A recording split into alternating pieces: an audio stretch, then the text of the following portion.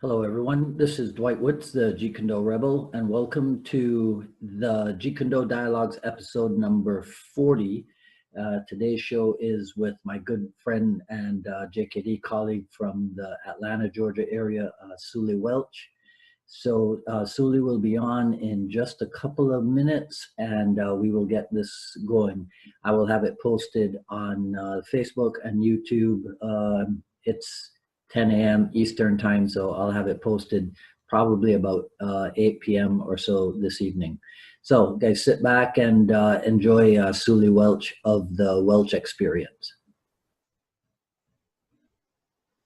Okay.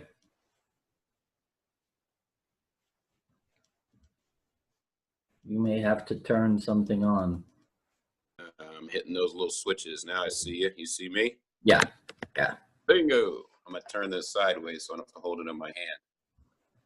You don't tell me what that does to the lighting because I'm sitting in front of a window. Hopefully it gives me a halo.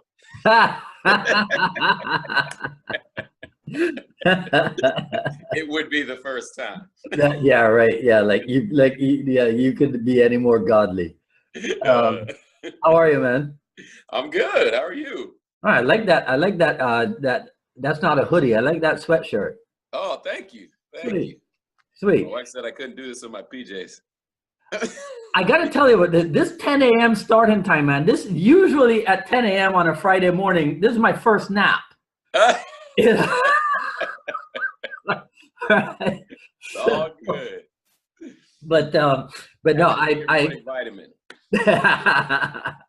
You know, when I was talking to Jeff Westfall, do you know Jeff? Do you know? Yeah. Okay. Mm-hmm. Jeff said something to me about vitamins. Well, y'all call them vitamins. He says that there's no point to it. And I've heard that. You're a health guy, which is actually one of the things that well, you know what? Let me start with that. Tell me about your introduction to fitness and why it continued to be such an important thing for you. That's easy. My parents did it. It's their fault. Okay. Yeah, I mean, it's actually one of the reasons in my, I guess, when I chose to name my company or my martial art business, once I decided to make it a professional business, the Welch experience part is really more about my family, and the martial art part is the only thing specific to me. Okay. Because I'm the only martial art person in my family. I mean, I got a lot of flack in the early days. Besides my brother, I have an older brother. He kind of, wanted to do it. We were both watching Bruce Lee movies, what have you. Everything from that to WWF, jumping over couches. And mom said, go do something constructive. He found it at the local community center. And so that's why we did martial art. But nobody in my family was into martial art. No one. But my dad is the oldest of three boys. And then he has two older sisters. And he was military, Army, which is how I wound up being born in DC. But he was always into fitness, obviously through the military. But he was just a traditional fitness guy. He ran, he lifted weights, he rode his bike.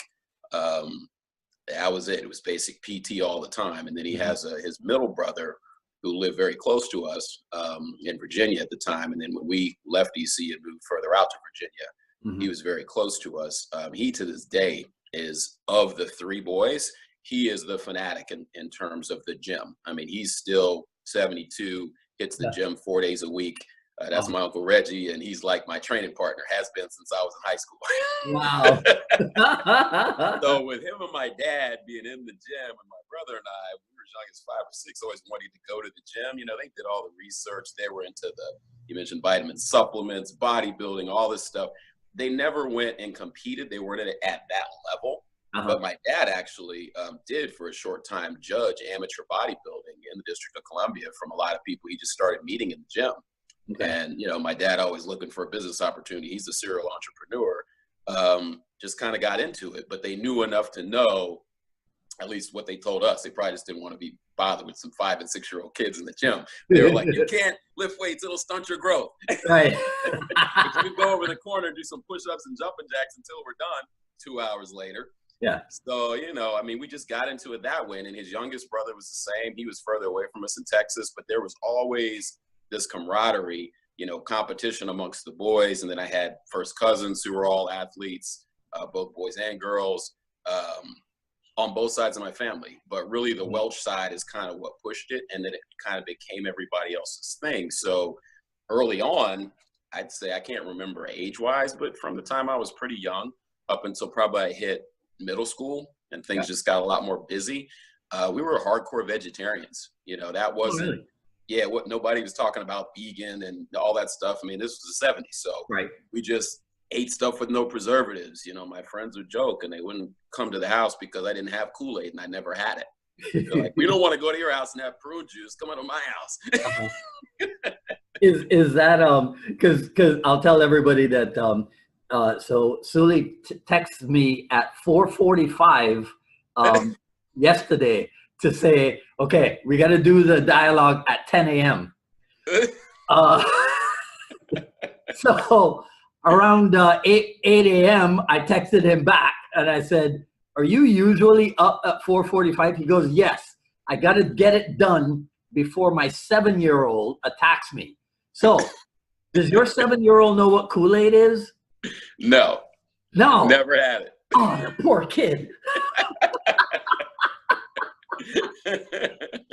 Really? Not at all. He's a water man. So what do his friends say at school? What did they say to him? Not much. It's funny. My wife and I were just talking last night. She said that he's got a play date coming up this next week because they're still out of school with these twin boys. And she said to my wife something about, I guess a couple of weeks ago, there's a virus that ran through the school. And I think she said 12 or 15 kids got it. It's just like, I don't know how Aaron didn't get it. And my wife responded, must be the seaweed. Because he likes dried seaweed as a snack. And probably a couple of months ago, she gets a text from one of the moms like, where does Aaron get that? Because the kids want the one Aaron has. They don't want the one I found at the store. They want the exact one he has. Right. Because he pulls it out of his lunchbox and we make his lunch every morning. So he's never done a school lunch. He kind of preps it. We do his menu for the week. He sets it. I help him make it and we knock it out. So he's pretty cool about being very diverse with his palate, loves vegetables. He's that kid, runs in the grocery store and talks about Brussels sprouts and all the parents look at us. So maybe his legacy is safe. I don't know. Okay, you've set that kid up for an interesting life. I'll tell you that. I caught hell as a kid. My friends there, they were like, no, come to my house. Okay. Is he gonna get a sibling? No, he is one and only. Oh man. Okay. I'll check in with him in about 10 years. See what's going on. Nice. Right. All right. So the family's always been into fitness. What did you go to school for? What did you study in school? Marketing. I got a bachelor's in marketing at Morehouse College. Okay. Yeah. So now we got to get specific. Mm-hmm. First martial art endeavor, not training. We'll get back to that. Sure. But as an instructor, first martial art endeavor, what was the setup? It was so as an instructor. Yeah, like the first time you got a group, you had a group, and you were actively teaching. What was that setup? Gotcha. That was on a college campus underneath the gym, teaching Hapkido. And then I kind of shared the space with a really good friend of mine from the Bahamas. He was specifically from St. Croix, but he was a ninjutsu stylist who had earned his black belt prior to coming to college under a guy named Ronald Duncan. Oh yeah. A lot of people don't know him, but yeah. One of the early African Americans to earn his respect in the Japanese was for ninjutsu. Yep. Well, I'm talking to Taji later tonight. Oh, nice. Yeah. Right. I know Ronald Duncan. Yeah. So this guy, and honestly, not being big into the training of ninjutsu because I just never had been exposed to it. I'd read the books and seen the movies, back in the 80s. So I knew obviously what it was, but that was, before Ninja Turtles, man. So talking to this guy, he kind of educated me on his background. And because we both had a good rapport with the gym teacher, he kind of, as Sifu Fong used to say, one eye open. Yeah, you guys can go under there. Just don't tell anybody I'll let you go under there. And Malik and I would share the space. Right. And we began training together, collaborating. We weren't charging for it. We were just trying to find some guys to keep our skill set up. And then occasionally he and I would spar and run and do some other training, and occasionally hit the gym where we could get some time in around the football players and whatnot. But it went from there to then, you know, in nice days, which we have a lot of in Georgia, just extremely hot, we'd go behind the football field and use an outdoor space they call the Baja. And so we just went out there and trained. It was very informal. But that was the first time I was teaching with a group. Okay. And that was Hapkido. Yes. Now, I saw a little bit about that on your website, but I was not aware that you yourself had trained in Hapkido. Yes. I earned my first dan in Hapkido in 1989. So that was your martial arts start. Yes. Okay. All right. Yeah. So now catch me up to when I met you, which was over 20 years ago. Easily. Yeah. Right. That Place Mall, right? In Duluth. Huh? Say that again. That was a Gwinnett Place Mall at a Southeast Martial Art Training Conference. There you go. Changed names in Duluth in the parking lot. Yeah, to open up I guess it's between us and the back wall of the academy, Sifu Fong's Academy, and Golden Corral, right? Yep. There you go. A beautiful stretch of concrete. Yep. All right. So talk to me about the transition then from Hapkido into Wing Chun. Yeah. My Hapkido teacher, John Thomas, gave me two great gifts at my black belt test. One was a white belt. We not only took the test and a white belt, but he gave it back to me at the end. It was the first white belt I had earned because we didn't keep our belts back then. But he gave me that. And then the message was, now you've proven that you know how to learn. So go learn something and share it. Yeah. You know, this will always be here for you. But a black belt is nothing more than a validation that you know how to learn, and welcome back to the beginning. And I was said, you know, kind of, wow, you know, I didn't really get that, even though I kind of understood where he was coming from. Yeah. And it hit me out of left field. And I tell people it was a very opposite, is the best way to put it, a message from a lot of my high school friends and some college friends I knew of, who had gotten their black belts prior to me and other systems and gotten very different speeches. They got more, just to be, I guess, politically correct about it, they got the traditional. You can train here. Now you're going to teach these classes. Don't you dare ever open up a place, you know, within X amount of miles of here. And this is now what you need to do. Yeah. It was that, you know, you'll be here speech. Yeah. And my teacher was, you know, I kind of think in hindsight, and he and I laugh about it, he doesn't remember, even though we talk a lot, he doesn't remember at what point that came in, but my family's huge on education. I knew I wanted to teach martial art for a living somehow. I had no grand plan or anything like that prior to going to college full time. And both my parents and even my best school friends, they were all against it. And he always pushed education, but I think he pushed it because my parents probably got in his ear. So that was what I think that go learn something meant. It was kind of like go to school. Right. I took it as go learn something about martial art.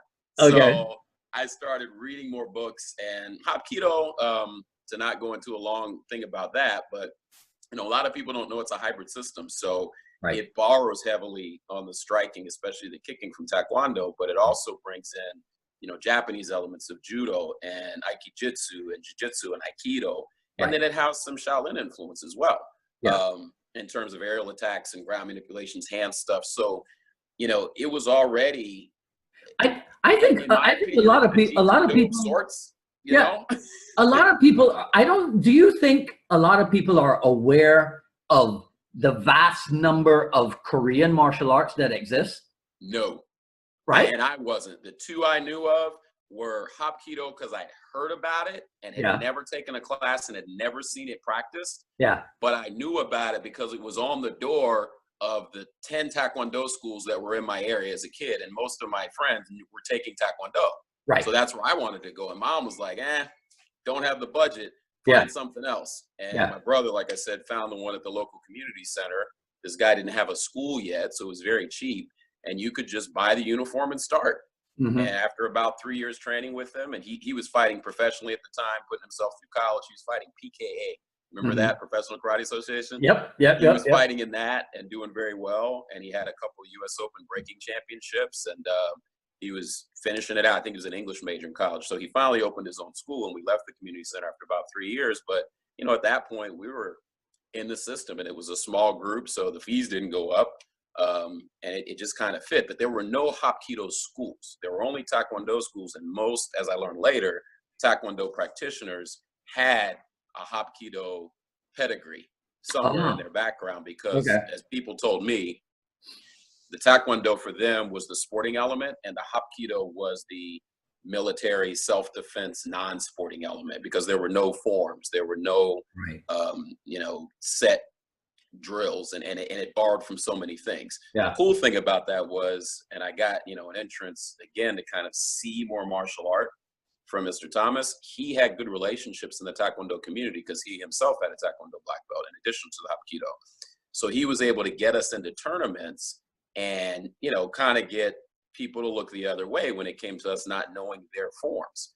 But I think what he did was, very smartly, he met them halfway. He created some forms for us so we could have the experience of being judged by people who didn't know, you know, what we were looking at, but they trusted that, you know, we were John Thomas's, you know, students, so it was cool. And we rarely ever won in forms, but we got that feel, you know, that pressure. We got to pressure test doing that form in front of a sometimes regional audience, because we went to some pretty large tournaments. But the cool part was, and I know he really did it for this reason, he wanted us to fight in the sparring, and he wanted us to show the breaking, which he loved. And so we were always able to come up with these cool, elaborate routines, and we would take the stage. I mean, we would kill it in breaking every time, first, second. And in sparring, as we matured and got, you know, a better bit under control, we did quite well in sparring as well. We had to learn to curb our techniques and adjust, because Hapkido strikes, you know, we punch the face, we do takedowns. You can't do that in a Taekwondo tournament. Right. My first 8 tournaments, I was disqualified and everything, because I had a temper and didn't, you know, curb it the way I was supposed to. And he just looked at me and give me one of these, and then I was like, do you remember Black Belt O'Hara Publications put out a book on breaking by a Korean guy named Pugil Gwan? No. You remember that? I gotta look that up. He was, he was, if I had the, I have the picture. I'll send it to you. Pugil Gwan had, it was dynamic breaking techniques. Wow. Yeah. I love to check that out. I got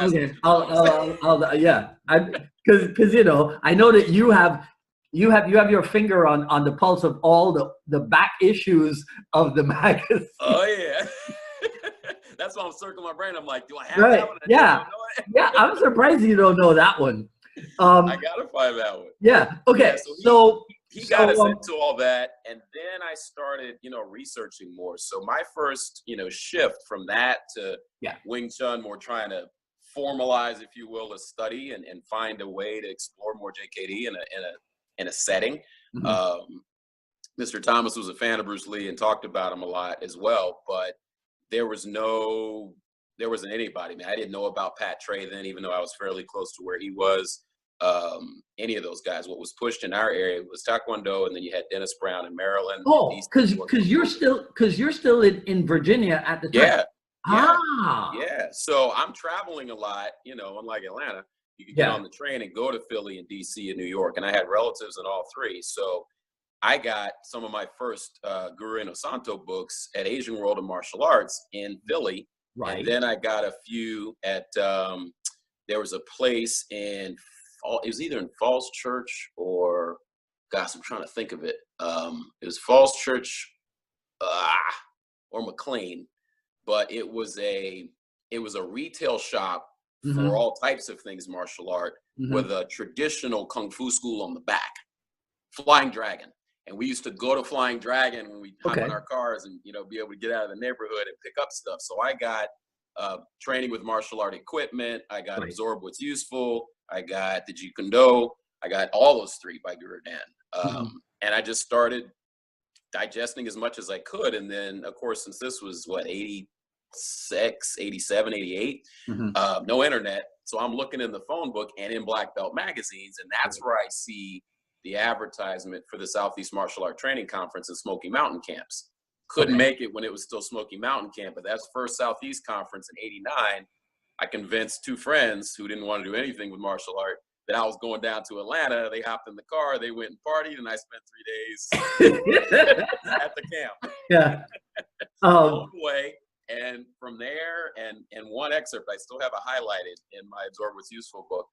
Guru Dan says, if you want to cultivate close-quarter trapping, look up these people. And he has Jason Lau, Atlanta, Georgia, Francis Fong, Atlanta, Georgia, Hawkins Chung, I Neil think Fong, I believe.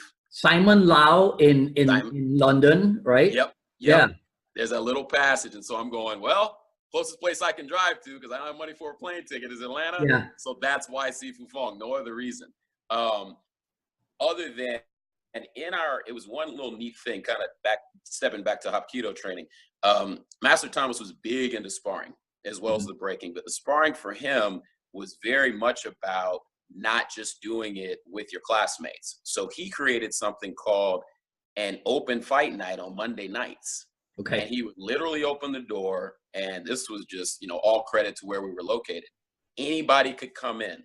As long as they sat down and talked with them, there was probably some kind of mat fee. I don't know what it was, because for us students, we didn't have to pay anything, which was great. He was basically getting us free sparring partners, right? Yeah. And he'd have them sit down. I remember they'd sit at the back and they'd talk with them. And in 5 years of doing that, I only remember him asking one guy to leave.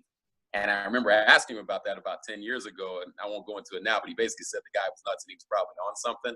So he kind of jokingly got him out of the studio by telling him our dragon painted on the wall only watched crazy people.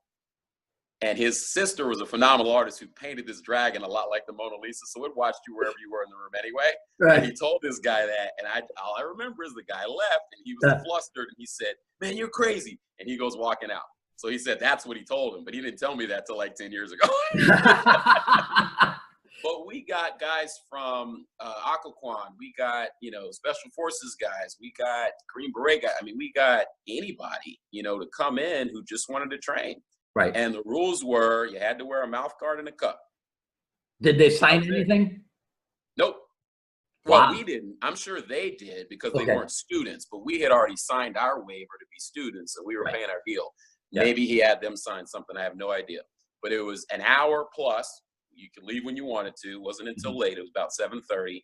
And I typically went until 8:30 or 9 because it was Monday night. I still had school. But it was great. The hand pads were optional. The headgear was optional. You could train the way you wanted to train. It was competitive but fun. I never saw, any big egos. And what it led me to do was start bringing in a lot of friends.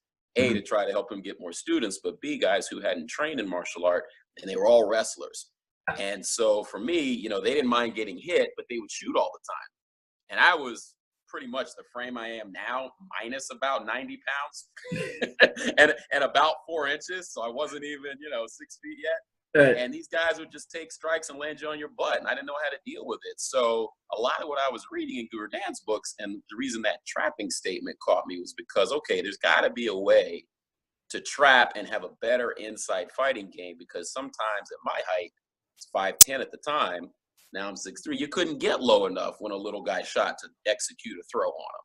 Yeah. So you're just surviving on the ground. Yeah. And we didn't contest, and we weren't advanced enough to go into lock flows and submissions, and nobody's tapping up. You got down and you could fight your way back to the feet, because once he got you down, he was just going to try to punch you.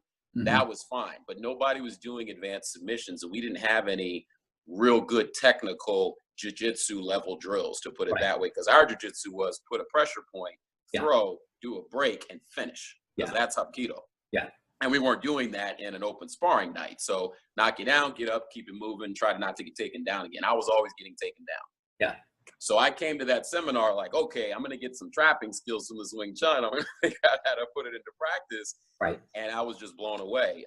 It wasn't, I think that was a spring workshop, because back then, as you remember, they used to put that on 3 times a year. 3 times. Yeah. So That was I went in amazing. the summer. Actually, it wasn't spring. I went in the summer. Okay. And that shifted me totally. I said, one way or another, I'm either going to UCLA, I'm going to Morehouse College. And the only thing that made that decision was Morehouse gave me a scholarship. My parents said, you're not going out of state without some money, but you are going to school. Right. And so Morehouse was it. And before I even was in my dorm, I enrolled with Sifu Fong, and he was over at that time still downtown. So you could take a bus to get to him because I didn't have a car. And I used to just take the bus over to Armour Circle because that particular seminar, I don't know if you were at that one in '89, but it was not at his school because there was no way he had that much space. He had rented a high school gym somewhere. Yeah. And that was also the first time I saw a Muay Thai test, full tilt. I remember Rob Kelly knocked someone out. Ajahn Chai was there. I mean, I was just going, and we were in the stands kind of watching in the little bleachers. So that was just, I was a kid in a candy store.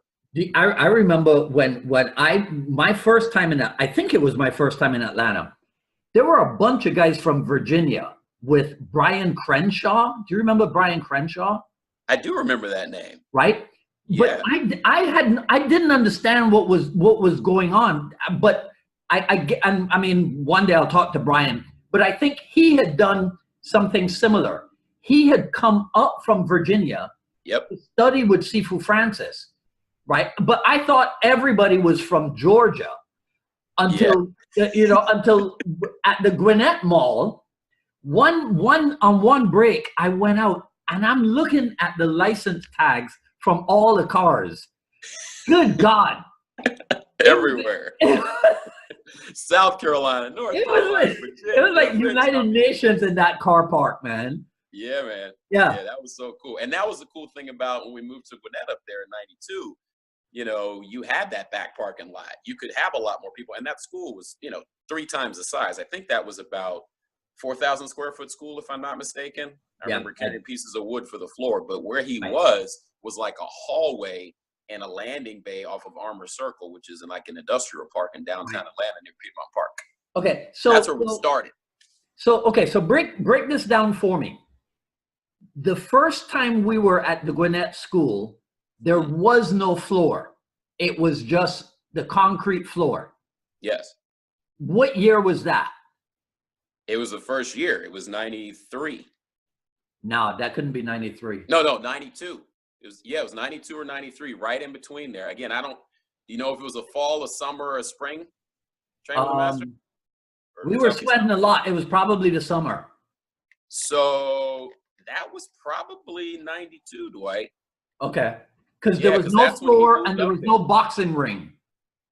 If he hadn't put the ring up, that was definitely 92 because that was added, once everybody got in. There was a guy named Dennis. I can't think of his last name, but his daughter trained in Muay Thai. She was phenomenal. Lauren was her name.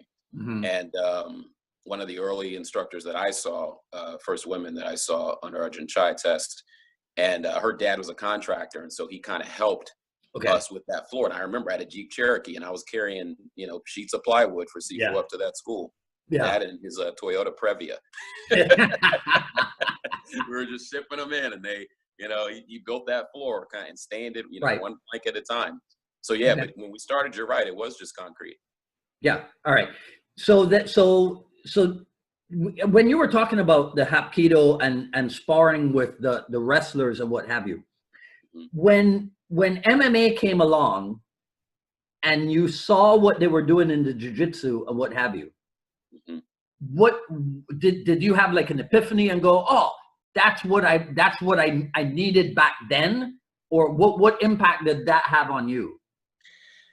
The first one I saw was at Scott Shields Academy, may he rest in peace, in Charlotte. I had moved to Charlotte at that time, and we all got together at his little school in Mint Hill and watched the UFC on a TV. Mm-hmm. And that was that first fight with Royce, and he just kept going arounds.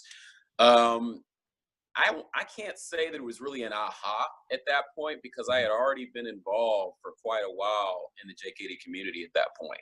And I had, seen the jiu-jitsu at Sifu School, and I'd been to LA several times with Guru Dan, and I'd done some of the workshops and training with the Machado brothers. I would find seminars to go to. So I was not a jiu-jitsu student, and I hadn't, taken any regular formal training. Mm-hmm. But it wasn't a big aha for me. I mean, other than I was like, wow, this is cool, because I remembered back to my Monday night stuff. You know, there was no weight classes. We didn't care what size you were. We didn't care what you wore. I mean, Right. we wore the dobok, the Hapkido dobok in Yeah. class, but on Monday nights, that was the coolest part. You just got to put on a t-shirt and wear whatever you wanted. Uh-huh. We did have one of those, I don't know if you remember that term. I always remember because it was written on the side of the mat. We had it in as a high school wrestler. I remember Resolite Goo. It was that squishy wrestling mat stuff. Uh-huh. That was our floor. And Okay. so you couldn't wear shoes, Right. but anything else you could wear. So guys would come in sparring jeans and t-shirts. Sometimes they'd wear socks, sometimes they wouldn't. You could still have your belt on, like, you know, your actual belt to hold up your pants belt. But no one wore uniforms. Mm-hmm. And so you sometimes, you know, if the guy had a longer shirt, you'd use it. You know, if he had the jeans and he couldn't kick high, you'd use it. So that's kind of what I started thinking about. And I took one of my buddies. I was a banker at that time. I was already in banking when the UFC kicked off, and I had moved to Charlotte with my company. But one of my friends, just a fellow banker guy, was like, he never taken my. He's like, yeah, it sounds cool. I've been hearing about this thing, and we come watch the fight. So I'm telling him about how we used to train. He's like, oh, wow, you guys could do that? We're like, yeah, anything goes. Yeah. You know, just don't poke on anybody in the eye. Don't Right. don't grab the groin. Yeah. It's good. And then I guess the only other epiphany I had was I did think, wow, this is cool finally that they're putting, you know, because they did reference the system. Remember that on the screen, in the screen notes, they said so-and-so's from Gracie Jiu-Jitsu, so-and-so's from Shotokan, so-and-so's from, he's a karate stylist, so I was like, this is cool from a martial art nerd standpoint, because now people are seeing words that they probably never heard of Mm-hmm. when it comes to martial art. Mm-hmm. And this is clearly on a national network.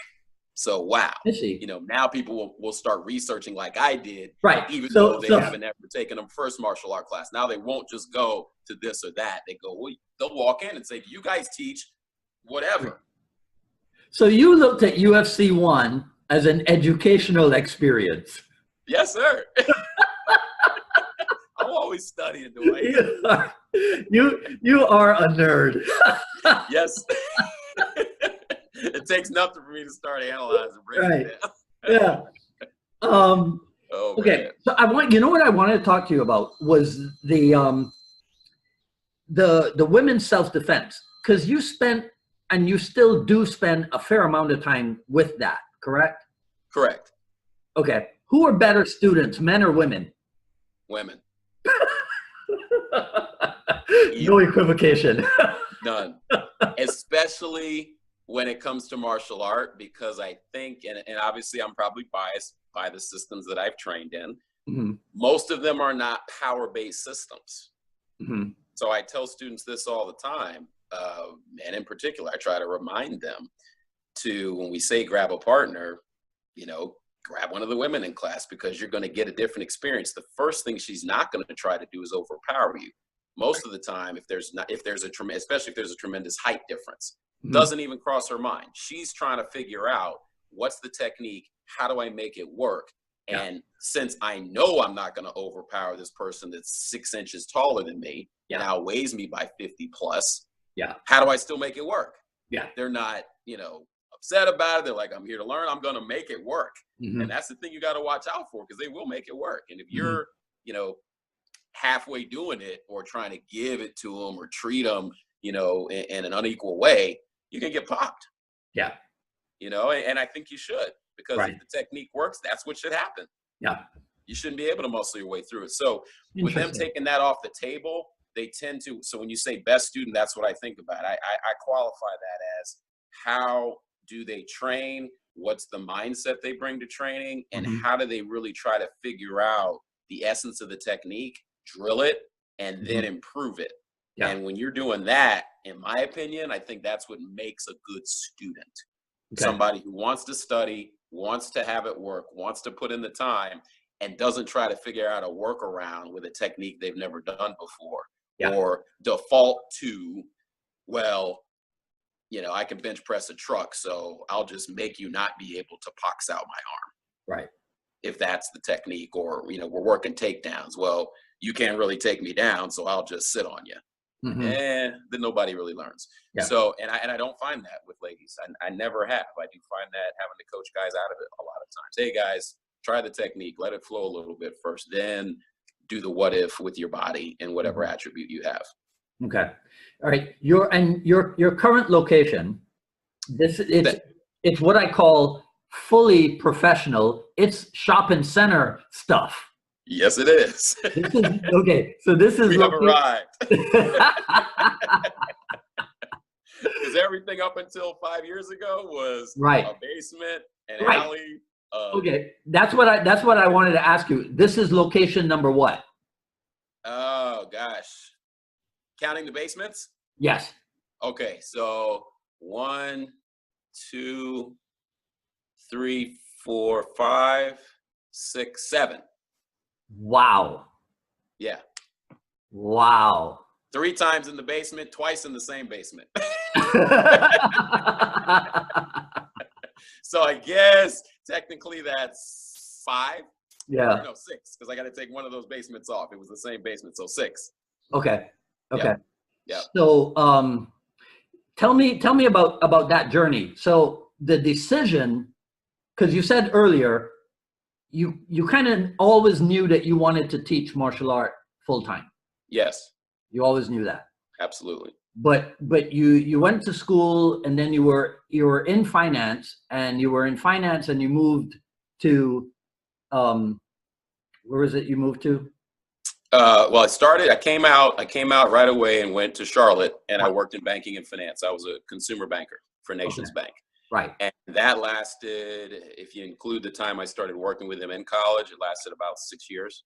Okay. And then I left banking altogether because with a marketing degree, I was actually trying to sideway work my way into marketing at a bank. And when I finally got into that position, it lasted about 6 months because I had several people tell me, if you really want to get into hardcore marketing problems and challenges and learn how to manage a P&L, and I won't go into the business talk right now, but the essence of what everyone told me who had been in marketing longer than me was, if you want to really understand marketing, never do it in financial services because you are always a cost center. They won't view you as a valued partner. So go to consumer products, go to, something tangible. So I had some fellow banking colleagues that got that same response. And of course, I was always sidelining my eye back to Atlanta. Right. Because there was no Wing Chun in Charlotte. Right. Okay. but I was able to meet Dickie Harrell and Rob Kelly and Scott Shields, all these guys, the Kings, all of them that were doing a lot of stuff. So that was what I call kind of my introduction to more consistent training and Kali and Muay Thai and, some of the other things, Jiu-Jitsu even, because I had to do my Wing Chun by myself. Okay. In the air, so to speak, a lot of air dummy. Yep. And I was trying to get back to Atlanta. So I found an opportunity with Coca-Cola, went full core consumer product marketing and moved back to Atlanta. And that was almost 4 years that I was there. Okay. And during that last year and a half, I started working on another degree, a master's degree in marketing at night, and also teaching and training. And so that was, that was my focus until finally when I decided to leave Coke, because their brand of marketing does lock you in a little bit because it's such an established brand. Right. And in all fairness to them, I was so much closer to my vision of wanting to be able to teach full time. My graduate school business case was on a martial arts school. Wow. So I had an attorney on my team, an accountant on my team, a serial entrepreneur on my team. They didn't have an idea. So my marketing head kicked in. I go, I got the idea, guys. Why don't we do this? And I made it sound exciting. And they were like, oh, yeah, what's that? Well, I got all this stuff, but I don't know the first thing about how to put it together. So, I did what an MBA does. I found the people around me that were experts, knew enough to be dangerous, and then let them work on the P&L, the legal side, and I put everything together. And one of the projects, oddly, that came out of it was I finally convinced Sifu Fong to do a customer satisfaction survey at his school because it was my project. I said, I need help. And so he goes, okay, as long as you do it. So I surveyed all the students and I did a thing at night and I gave them the feedback report.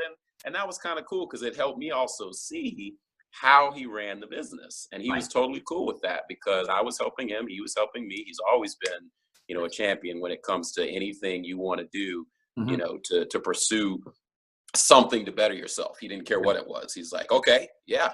And do I get the report? Yeah. So that was awesome. And then from there, I literally I resigned from Coke and worked another couple years to try to pay off my school loans. And I was married at that time, which my wife was fully supportive of. And so I started teaching a little bit more, did 2 more years in consumer products again with a chemical company that was really closely connected to Home Depot, and had a few epiphanies on the health thing and said, finally, I'm done. I'm not doing this. I'm going to go full time at martial art. And that was my, I'll say, kind of my real like kick out of the plane. And it was really more, even though I knew and I had done the business plan, all that stuff I talked about as far as making studio work, I didn't have a place picked out. I didn't have students. I had a few that I was teaching here and there at Sifu Fong's, and I was still a student myself in a lot of ways, and enjoying the travel and being a student and training, not having to have the responsibility to run a school, but I knew I wanted to do it. Yeah. And in my last corporate role before I left, I had a really awesome mentor who just coincidentally had a lot of things in common with me. He was a fitness guy. He was an ex-boxer. He was an ex-gymnast. He had played football, at a high level. So he wasn't this, traditional over 40 portly executive. I was in my 30s at the time, but he took a chance on me in the role that I was in. And he had some health challenges. And we had talked, one night about what was going on with him. He just confided personally in some things. And after we went and hung out, he actually came to a class at Sifu's Academy. He didn't take the class, but he watched. He went up there to watch because he lived in the air. And he's like, yeah, you always go up there and I always see you doing this stuff in the conference room in the morning with your breathing and this and that. He's like, yeah, well, what is that stuff? I run Stone Mountain 5 days a week. I'm good with that. But what are you doing? Yeah. And he came and watched, and he was really taken aback. He talked to Sifu for a little while, but he never actually donned the gear. He just kind of sat and watched the whole thing. When we walked out, he said, I just learned I have a lot more to learn about exercise, and maybe some of this stuff is more stress related than I want to admit, because I do exercise. I do, he looked the part of a fit guy, but he wasn't. And so we left that night from the parking lot, and he said, tomorrow morning, I know I'll be in my office like you are, doing my Wall Street Journal, getting through my voice. I don't care what I'm doing, just come in and just show me some of the breathing exercise stuff that you've been doing in the conference room. Don't think I don't know it, because he was actually kind of my boss as well as my mentor. I said, absolutely, man, happy to show you. Yeah. We didn't show up that morning. His wife found him dead in the bathroom of a stroke. Holy crap. Yeah. And man, I was done. Oh my God. Yeah, I was done. And they didn't figure out how to replace him. They didn't, they started going through company layoffs, and I called my wife, and she still, teases me. She says, you're the happiest laid off person I ever talked to. Because basically I raised my hand. They were like, who wants to go, who wants to stay? And I'm out. Mm-hmm. I said, that will not be me when I'm over 40, talking about pursuing a passion I've had for my entire life. There's no way. I still didn't have any students. I still didn't have a location, but I was going to go, and that was it. Yeah. So I took the package, I bolted, and started going back into my network and finding places through the corporate network I built that I could offer martial fitness, which was a program I had worked on for myself. Right. And at that time, I had just come back, I was in October. So I had just come back that January from my first trip to Brazil at the invitation of my cousin, who was big into capoeira. And I had done some capoeira at Sifu Fong's at the recommendation of my seeing Bruce Jolly and some other folks who were like, yeah, you're tall, you did the gymnastic stuff, you should try that. And he was right. I credit Guru Bruce to that to this day. I'm like, man, you said I should try this class. And my other seeing, Terrence Walker, may he rest in peace, was teaching kind of what he knew about it class. We were both kind of finding our way. We both didn't know much at all, but he got it on the schedule, and we started playing around with it, but we didn't really get deep. And when my cousin invited me, I said, this thing's really piqued my interest. I've been messing around with it for a while. Mm-hmm. And when I got immersed for a month in Brazil, it was like, oh boy, this is serious. And it was fantastic. So I figured out how to try to bring that more into mainstream because people weren't doing it much. I mean, this was Right. 2004. Right. 2005, and then I went back another time in 06 because I met the Well, guy. they would have been if they paid attention to my movie Only the Strong. That's true. Right? I tell people that there was a movie in the 80s that was out there. Yeah. we were ahead of the curve. So that became my entree back into corporate fitness, and that was since they didn't know what it was an easy sell. I could put my marketing hat on and create my stuff and do what I knew how to do, which was network my way in and put a professional product together. But that was also, I guess I should kind of sidetrack. There were a lot of companies then, this is early 2000s, started doing more to improve their employee health. Right. The corporate and there was a company in Atlanta who really cornered the market, smart as I don't know what. Wish I'd have thought of it. All they do is provide fitness programming and gym management and facilities management to major corporations who have fitness centers in-house. Right. So I became a subcontractor of them. Okay. And was able to offer my classes in their corporate fitness centers because they didn't have anything like it. Yeah. So it was my first time to, all right, here's Marshall Fitness. What's that? Come see. And they'd come in, and I didn't really have to sell it because they were paying me. It was their space. I didn't have to rent or lease anything. And, whoever the employees were had their gym membership with their company, and they just showed up for class when they wanted to. Okay. But Capoeira hit more than Marshall Fitness hit. So that became more of a regular thing, and we got notoriety, and I was able to be in a couple of publications talking about it and set up more classes at different spaces because they probably had a network of 10 clubs. Yeah. And so I, unintentionally became a little bit more known as a guy doing capoeira more than the other arts, but that was the way to get people to see, what the other opportunities were. And as we both know, capoeira, the first thing it speaks to people about is fitness, because they either go, I'm never going to be fit enough for that, and they write it off. Yeah. Or they go, I want a new challenge. That doesn't look quite like a martial art. I'll try that because I am fit and I don't have to necessarily get hit. Yeah. So it was kind of cool that it worked that way. And it wasn't for probably another 3 years that I was able to really showcase martial fitness on a local television program. I was going to say national, but The Biggest Loser was national.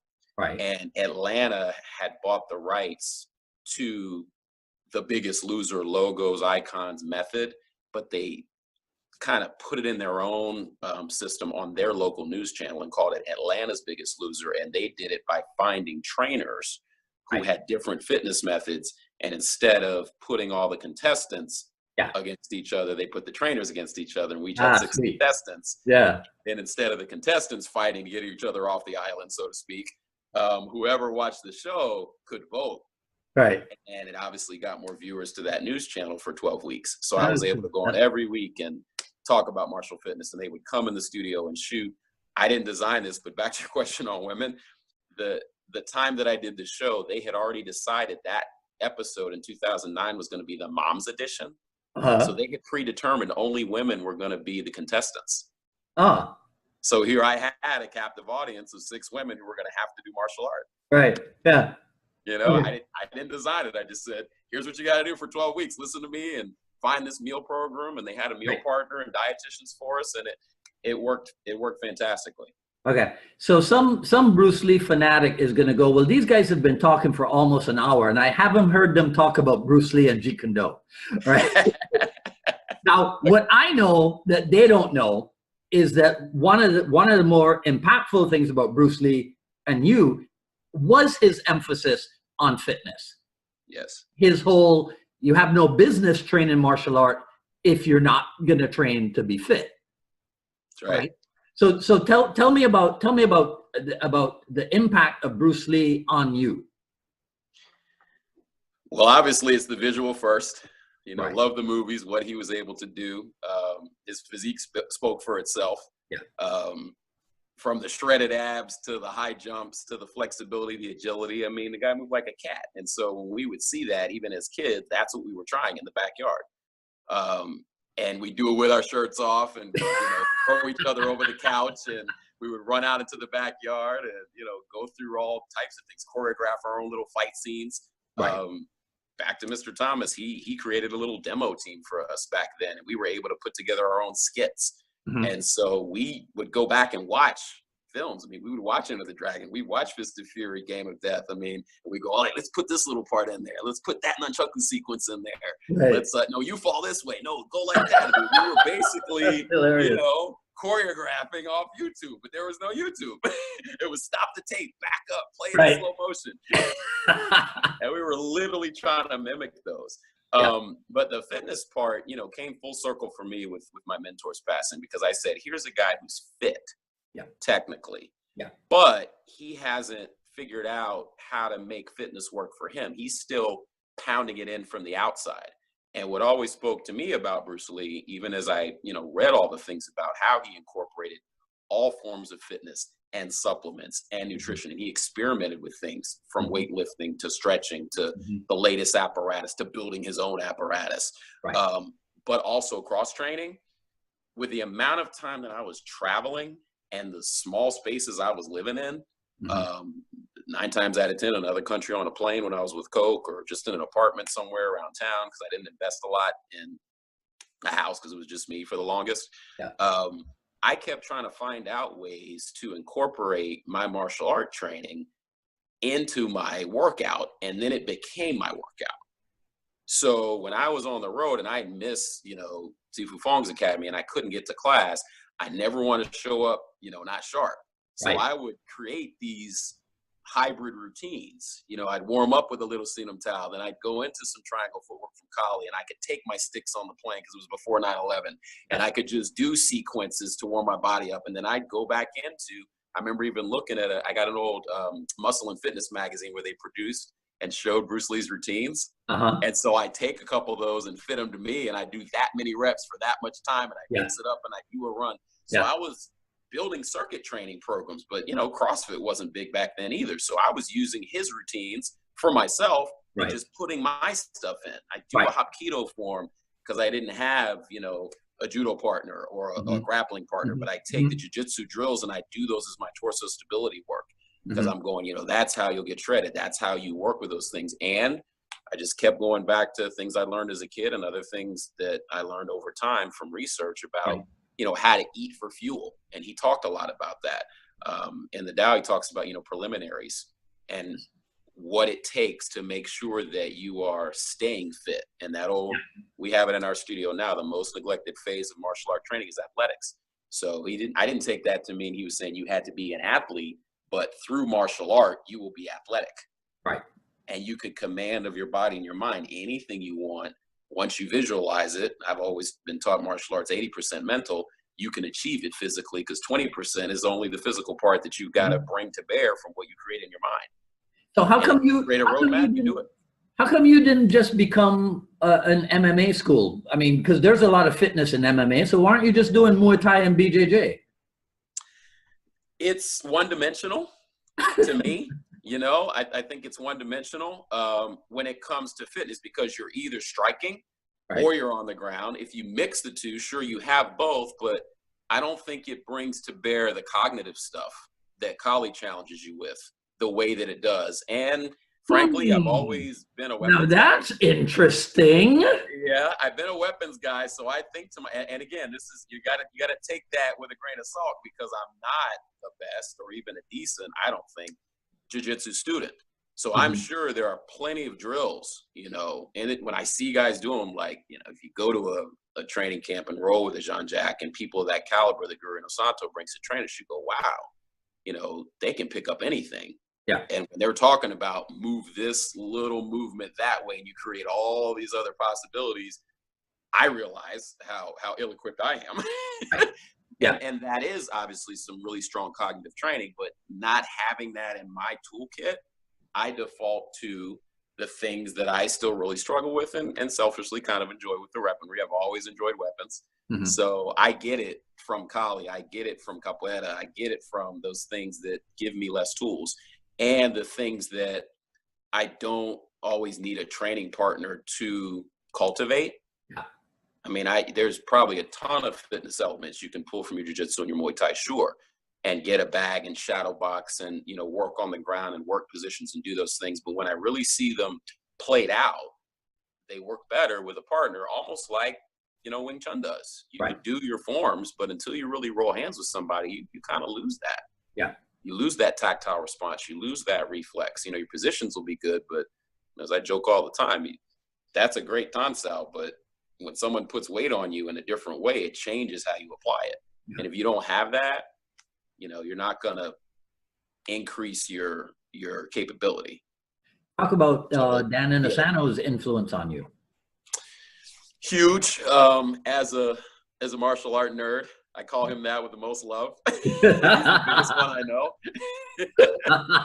And he's always reading, he's always researching, he's always just looking for those little details, and he finds them. And so when you ask him something, you'll think he's going one way, and then he'll bring it full circle and get back to it. And I don't know how he does that with so much information. So are you saying that if you go to, well, now they call it train with the masters, are you saying that you'd get just as much out of sitting and listening and watching him than you would actually doing stuff? Absolutely. Yeah, because I still bring notebooks. My students still look at me like, what are you writing? Don't you know all this stuff? Not even close. Right. Yeah. and what's amazing about him, to your question, you know, his influence, I'm going, wow. It's his recall.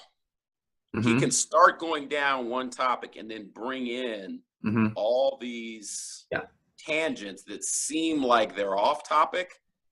But if you listen closely enough and understand where he's coming from, right, the tangents tie into, you know, that cog in the wheel. Yes. But you got to be patient to figure out where he's going with it, because like he says all the time, and this is another thing I think is amazing about him, he's relating to everybody in the room. So yeah, he may lose the first time seminar goer mm-hmm. when he starts talking about the history or how this connects to that. Mm-hmm. But he's got to engage the Dwight Woods in the room, who's, you know, heard that story many ways. And, you know, he always, when we're in Atlanta, you can appreciate this, the old crew in the back, you know, right, he's talking to the Don Barons and the LeVon Martins. Yeah. They've heard it so many more times than I have, but they're still picking up stuff from it. And that to me is amazing. I mean, his relatability, his research, his passion for it. I mean, all those things to me are just... Now you're talking about old time. I saw a picture on your website, I think, or somewhere online with you and is it Billy J or Billy Jack Rux? Billy Jack Rux, yeah. Man, that's my guy. He's still around. My God. That's a guy that I never really got to know him like really well, but that's a cool guy. Oh man, he's fantastic. He and I have been in close contact, working together, sharing studio space since I opened my first studio in 2007. Okay. Now those times I went, you know, back and forth to my basement, we just stayed in contact, and I like to go to the range with him. I mean, he's a phenomenal teacher of all things, but his range work is amazing. And I'm talking about the firing range. Right. But we met at Sifu Fong's Academy, and we're teaching and learning together in the Wing Chun system. And he taught me a bunch, being my senior in the Kali and the JKD. But that's actually where I first met him. And then when I opened the school in 2007, he still does a lot of full-time work in the personal protection sector. His company is One Source Progressive Fighting. He still does a bunch of classroom training with that when he's got hours available. And that's what he called me about. And so he was able to do, you know, 1 or 2 days a month back then. And then since I reopened in Sandy Springs 5 years ago, he's been pretty much the steady Sunday class at my space. And he's got a really good group of folks that come into that. And we have students that we share. More of my students go into his Sunday training than the other way around, but it's fantastic. No, he's still very much in the scene and doing great things. I'll tell him you said, hey. Yeah, please do. Please do. Quite a bit. Every week we talk. Yeah. Awesome. Okay. All right. So let's do impact and influence of Francis Fong, and then let's talk about your school. But let's do impact and influence of Francis Fong. First impression, wow. I'll confess, I was reading, you know, like I said, I read Guru Dan's book and came to Southeast Training Conference specifically to see Francis Fong. Right. Because of that Wing Chun trapping statement. I knew I wasn't going to get a Wing Chun class because he was one, 4-hour block of those 3 days. And then, of course, I absolutely was coming for Guru Dan, but I had never, experienced the Kali or the JKD or the Silat. I'd never even really heard of Silat back then in '89, other than a couple articles in Black Belt. Had never seen it, never seen a video. So I was more excited about the Wing Chun than anything else. And when I enrolled, after relocating from Virginia to Atlanta, as I said, he was the first place I signed up, and I only signed up for Wing Chun. I didn't even know he was teaching a Muay Thai program then, and he had, I don't remember if he was calling it JKD or Kali, but I do remember our shirts were Francis Fong's Wing Chun Academy. Yes. He still had a boxing ring in the back, and he had a lot of dummies down the wall. Yeah. So the boxing ring wasn't for Wing Chun. He had some guys in there doing Thai. Right. But it was the Wing Chun Academy. And I want to say, I don't know the exact date, but early 90s-ish, he changed that logo to the Francis Fong Martial Art Academy. But even then, we didn't have the belts. We had, which was also interesting to me. That was another influence of him. I'd always grown up in a belt system and even read about Bruce Lee and, the lack of belts and formality. See, Fu Fong was the first one that I'd ever actually seen do that in a commercial martial arts school and not have belts. Right. I got a white shirt when I signed up, and there were some green shirts, brown shirts, and red shirts. There was one red shirt, I think, and then a couple of black shirts. Yeah. And that was it. And so it wasn't until we moved to Gwinnett Play Small that he instituted the sash system. And I think the first sash I ever tested for was my yellow sash. And I was a, 1 time a week college student back then for what I could afford to make it over there and actually afford to pay, which he was gracious about. That was before the days of the 12-month agreements. So he's like, hey, when you can come, when you can't pay, don't come. Right. And that was great. I couldn't assign a monthly anything. So I learn a little bit and go away, then come back and learn a little bit. And that was just really cool to kind of see him evolve. So that was, the other influence he had on me, besides being a, mind-blowing Wing Chun practitioner, to see the stuff that he did.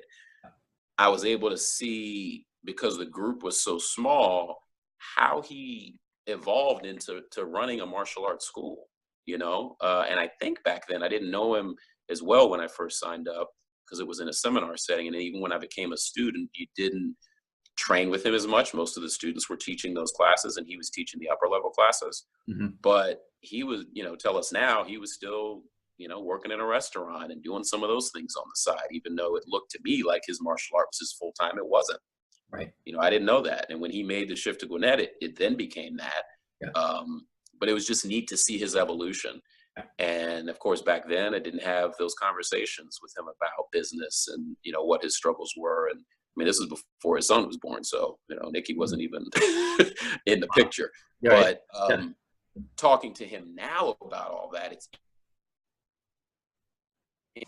it's interesting that we can go back and I can remember those experiences and he can relate those to me. So our relationship has changed a bunch. I mean, from the mind-blowing wow to he's just somebody I got to train under and learn from, to being more of an informal mentor, becoming really a true mentor and teacher. And then, almost like a father figure.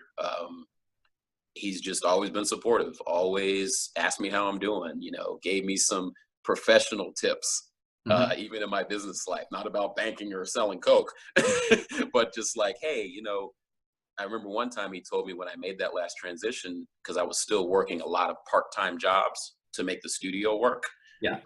He said, if you focused everything, into just your training, have you ever thought about what you could do? Because Sifu doesn't tell you what to do. Right. He just kind of asks questions, and then he'll kind of say, have you thought about, or what are you doing? Oh, that's great. Hey, what about? And he just says it really fast. You got to catch it or you miss it.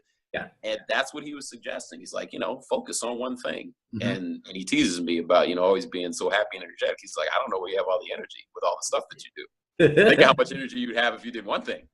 Right. And he didn't mean train one thing. He just meant, really dive in. And that helped me turn a corner when I was doing more with the martial art and training and trying to figure out where I wanted my studio to be. And I guess to kind of transition into your next part, you know, the studio became what it is through a lot of trial and error, Right.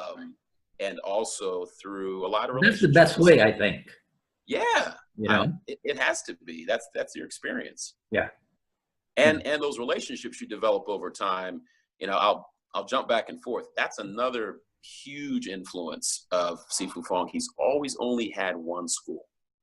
Mm-hmm.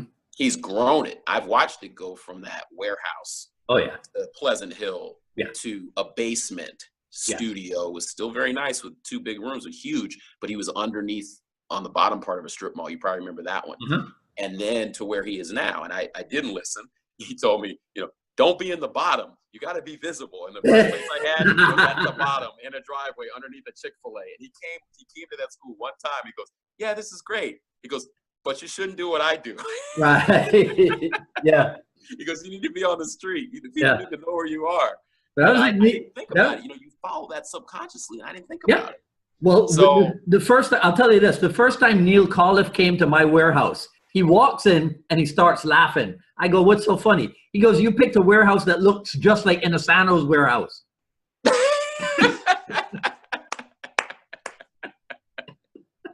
See, that's the subconscious on us.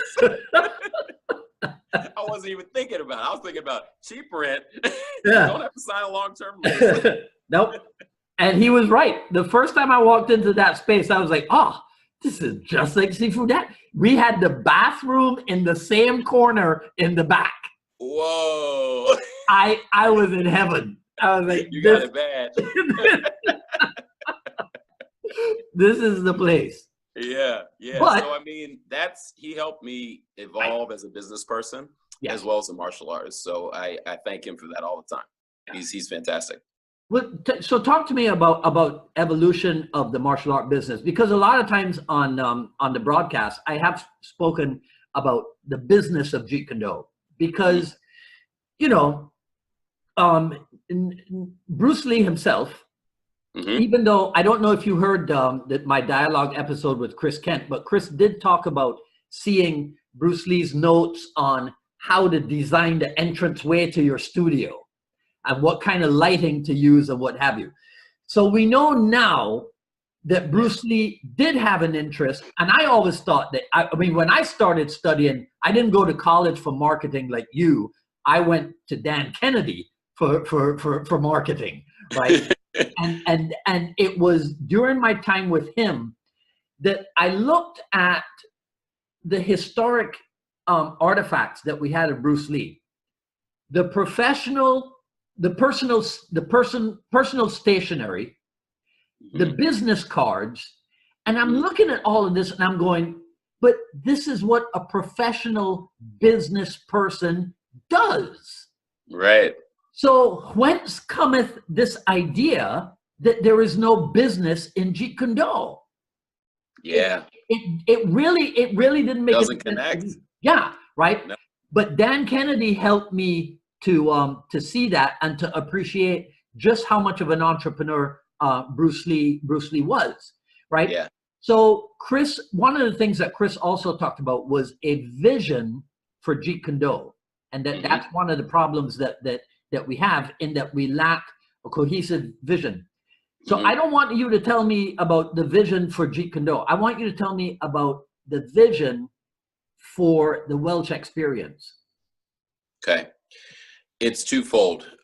One, the Welch experience as an entity is something that can and should be, if I do things the way I'm planning, available to everyone. It's the Welch experience, right? So yes, that's my name on it. But what I try to teach or educate is probably a better way to say it. Any student that I come across is about how they can personalize their wellness experience to them, right? Which is in effect what we talk about when we talk about Jeet Kune Do. Right. And I can't say that that's original. To me, it's largely influenced by my experience in Jeet Kune Do up until this time. Mhm. The other part is the martial fitness program, Mhm. because I kind of feel like, on one hand, we all have experiences. And obviously mine were heavy on the business side in the beginning. And one thing I always tried to do in any corporation I worked for was find out how many jobs I could have in that corporation. So I always had an entrepreneurial mindset. Right. But I tease that my best friend who went to college with me and did not finish college is a serial entrepreneur, has been since I met him in the 5th grade selling candy out of his backpack. He's unemployable. He can never work for anyone. Right. And he made his first million before he was 30 in a business he knew nothing about.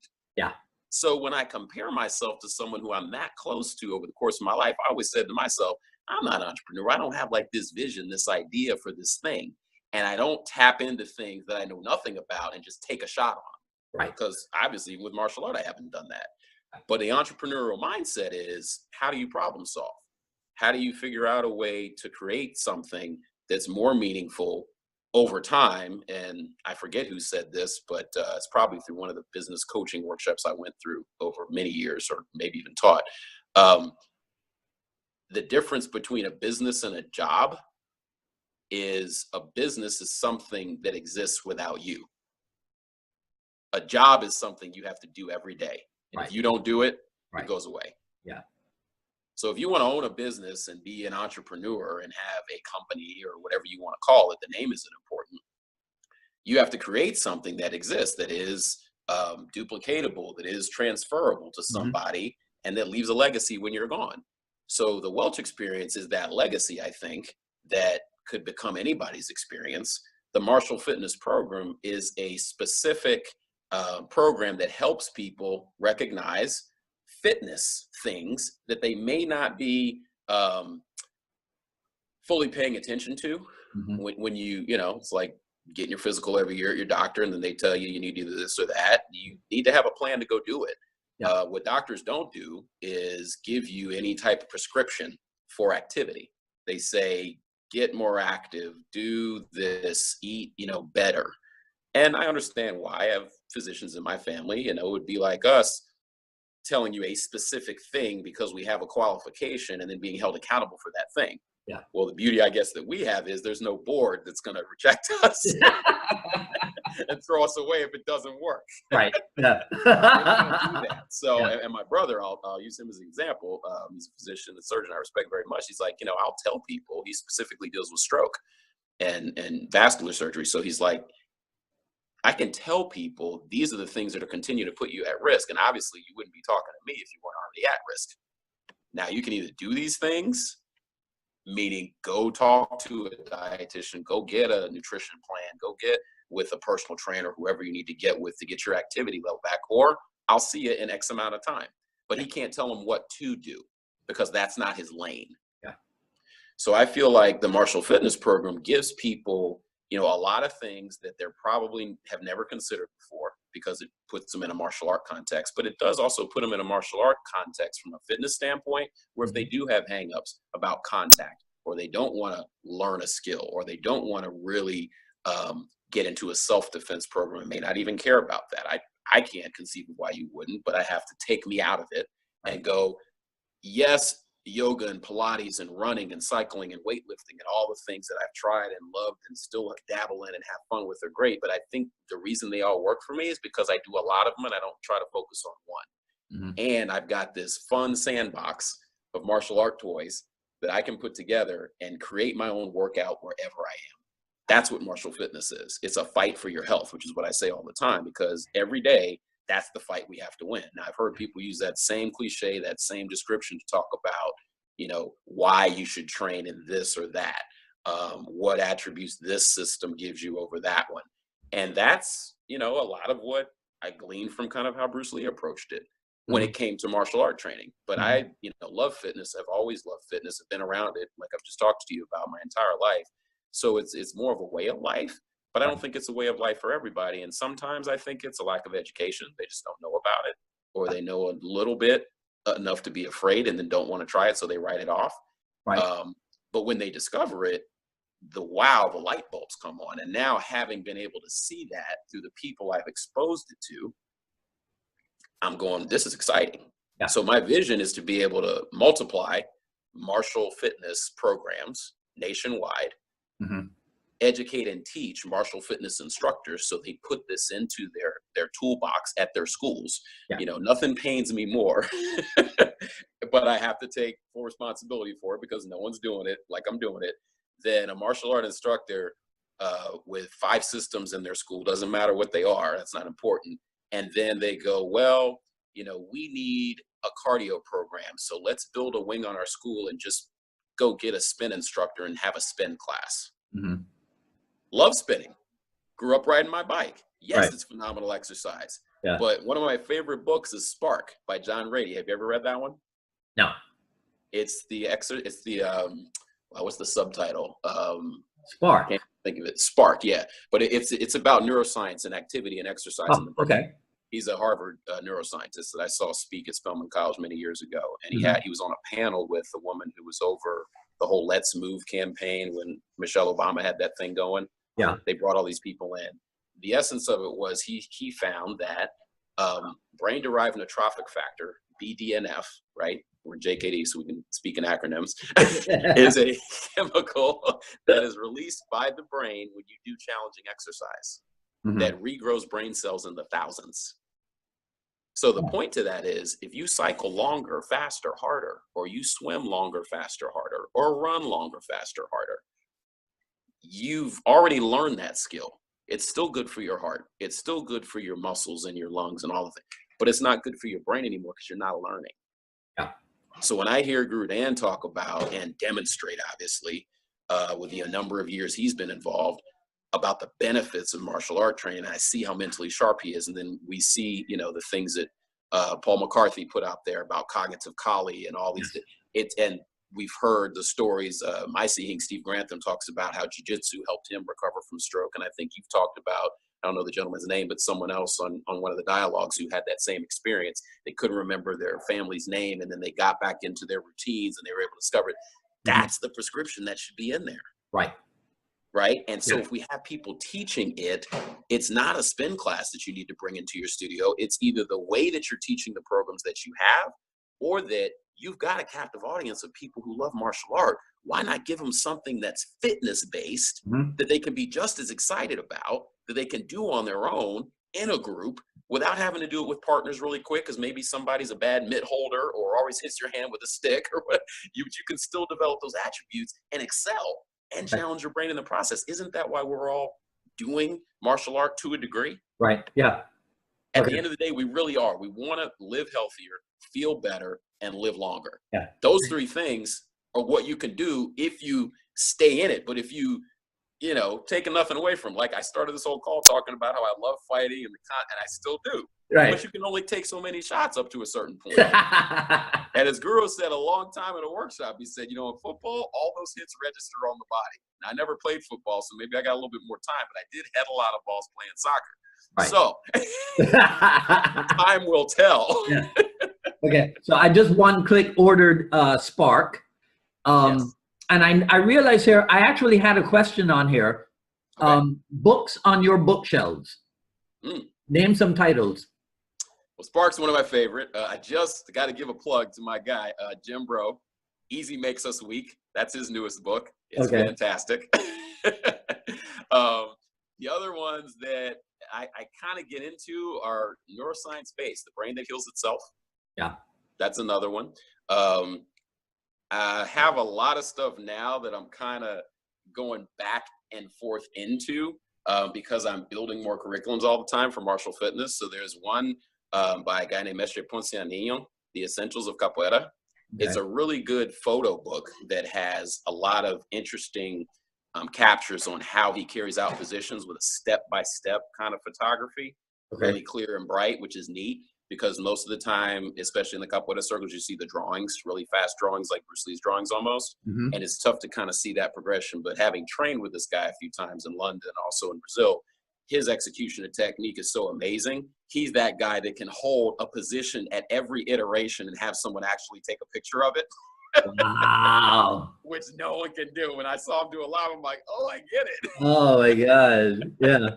So the Essentials of Capoeira, that's a really good one Okay. by him. And then I've got a couple, I'm doing a few more audiobooks now, which is kind of weird with audiobooks. When you don't write into things anymore, you don't remember them. Yeah. I never, that audiobook thing has never really, I've done it once, but I had the audio and I had the hard copy. And so when I was driving to work, I'd listen to it. But then when I was reading, I'd just go back to where, I left off on the audio. But I've never had just the audio version of anything. It either. Doesn't work for me. No. Until recently, it's like I started traveling. So I'm going, now you can put these things on a tablet. But then what I find myself doing is going back to Amazon and seeing where I can order it because there's something I want to highlight or write. I like the book, man. Yeah. And in all fairness, I grew up in a bookstore. My first job was at a cash register when I was 6 in my mom's bookstore. So I was literally in a stock room in a crib. Right. So and my wife's an avid reader. My son, my wife reads more than I do. Yeah. But yeah, so. Good. All right. I just remembered. I wanted to ask you about this. Because you've had Salem out now a few times. 4. Yep. In the Box Française. Mm-hmm. So yeah. So where are you taking that? What are you doing with that? I think it's amazing. It's a part of our Jeet Kune Do curriculum. Mm-hmm. And what he decided to do the second time he came, so we've had him 4 times now, was introduce the cane. Okay. Which I hadn't done any of. I mean, I knew about it, obviously, and had seen it, but I didn't own a cane. I had only seen it probably on the YouTube things. And even his first seminar that I did, which was in 2007 at Sifu Fong's. Mm-hmm. And then the few times I'd see him and train with him when I came out to LA, when he's at the instructor camps, and Guru would give him an hour or 2 there, he'd never done the cane. So we talked about it after the first seminar where we just did Savate for 2 days, which was awesome. And we decided, let's try it out, and students loved it. So now we're working that into every seminar that he comes to. We do 2 hours of that. It's a 4-hour day, and we do 2 and 2.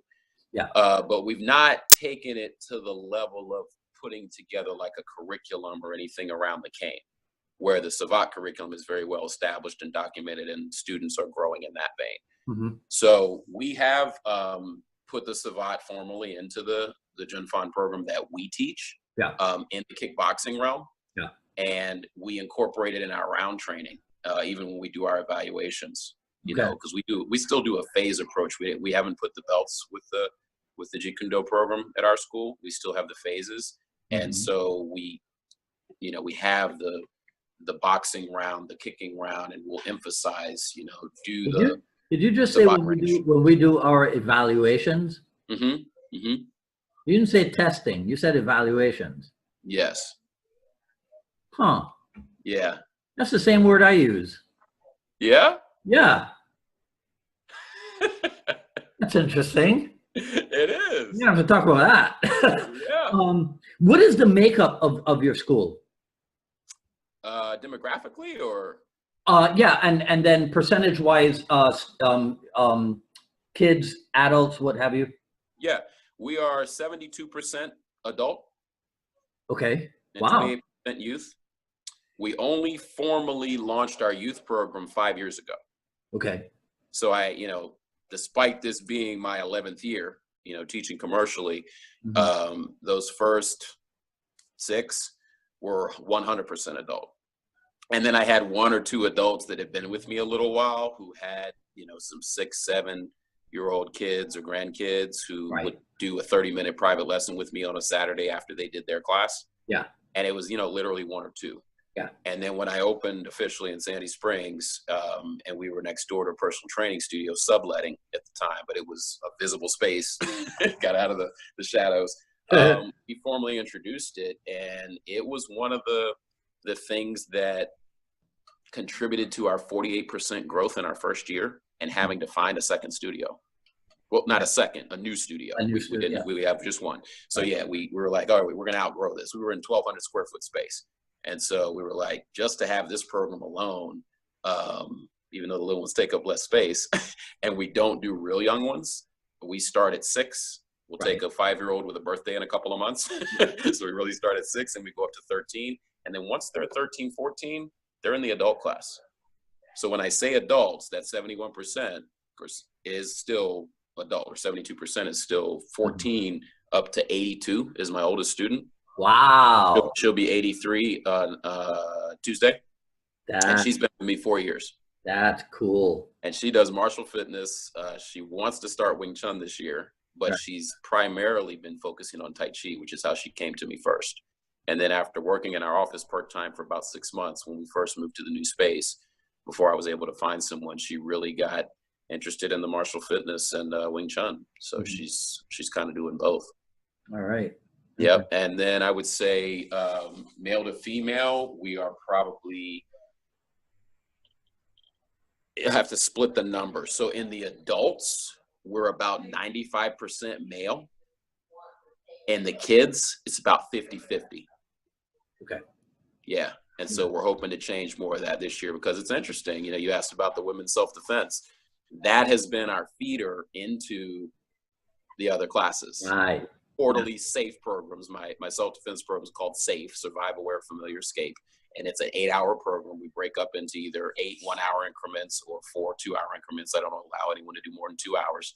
And once they do that, they either go, all right, this is a wake-up call. How do I really develop these attributes now that I have an idea of what I need to be doing? Yeah. And we either direct them directly into Wing Chun, Kali, JKD. That's it. All right. Yeah. Well, it sounds exciting. Yeah, we're just about to crack that. We have cracked it. We're at 106 total students. So that's our goal this year, or 19 rather this year. Yeah. Next year is to hit 150. So yeah. All right. Good deal. All right, man. Okay. Thanks for doing this. Now go do your real thing. Right? Yeah, man. I'm glad we could carve out some time. We'll have to do it again. And thank you so much. Yeah, so I can keep up with your development and evolution. I'm really proud of you. Really, really proud of you. Hey, man, and thank you for doing this. I mean, this dialogues I think has been fantastic to just bring the community together, and like you always say, just keep the conversations about what we're passionate about at the forefront. Nobody's doing that, man. So thank you. All right, buddy. All right, take care. I'll see you soon. You too, man. Happy New Year. All right, you too.